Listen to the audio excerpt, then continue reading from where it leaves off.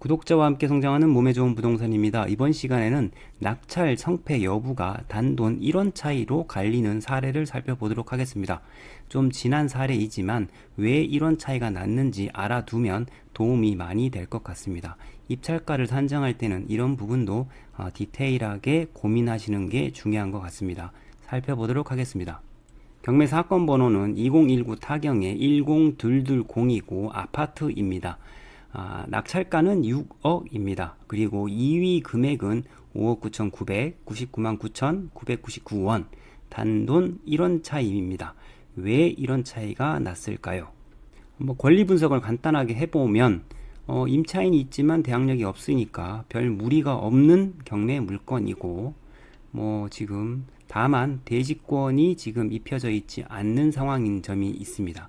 하지만 여기에 보면 분양 대금이 완납되었다는 내용이 있기 때문에 대지권 부분은 큰 문제가 되지 않습니다. 그런데 왜 딱 1원 차이가 났는지 한번 살펴보겠습니다. 그 이유는 취득세 때문이지 않을까 생각이 듭니다. 2020년 8월 이후로 취득세 규정이 변경이 되었고 6억 이하이냐 6억 초과냐에 따라서 이 취득세 요율이 달라지고 있습니다. 여기 보면 6억 이하인 경우이니까 6억도 포함이 됩니다. 하지만 2등을 입찰한 분은 이 부분을 조금 오해한 것이 아닐까라는 생각이 듭니다. 그리고 최고가 낙찰자는 이 부분을 고려를 해서 6억까지 쓴 것으로 보입니다. 입찰을 할 때에는 이와 같이 아주 미세한 부분의 차이를 알고서 입찰하는가 마는가에 따라서 성패가 달라질 수도 있습니다.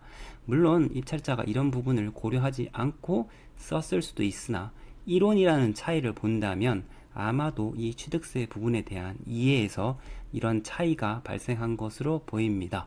그런데 만약에 이 2위 입찰자도 동일하게 6억을 썼다면 어떻게 처리를 할까요? 그러니까 최고가 매수인이 6억으로 2명이 나왔다면 이 집행관은 이러한 경우에 추가 입찰을 실시하게 됩니다.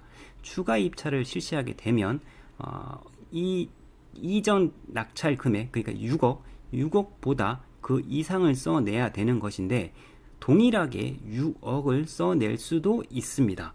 그리고 만약에 그 추가 입찰에서도 동점이 될 경우에, 그러니까 예를 들면 이럴 수 있겠죠. 이러한 경우에는 지금 취득세에 대한 부분이 변동이 생기기 때문에 나는 그냥 그럴 거면 그냥 6억으로 그대로 가겠다라고 한다면 또 똑같이 6억을 둘 다 쓸 수 있습니다. 그런 경우에는 추첨을 통해서 결정을 하게 됩니다.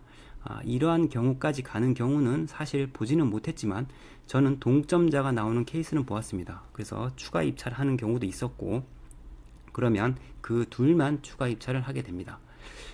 이렇게 동점이 나오는 경우는 이렇게 진행이 된다라는 점 이해하시면 되겠습니다.